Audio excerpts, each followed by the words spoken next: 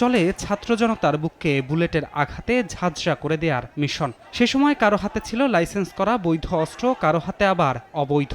আন্দোলনে এসেছে বিজয়, পদত্যাগ করে দেশ ছেড়ে পালিয়েছেন আওয়ামী লীগ সভাপতি শেখ হাসিনা। এরপর কয়েকজনকে গ্রেফতার করা গেলেও এখনও পলাতক দলটির বিভিন্ন পর্যায়ের নেতারা। এমন অবস্থায় প্রশ্ন ওঠে, আন্দোলন দমাতে ব্যবহৃত অস্ত্রগুলো একদিনেই কোথায় গেল, নাকি এখনও আছে দলটির নেতাকর্মীদের হাতেই?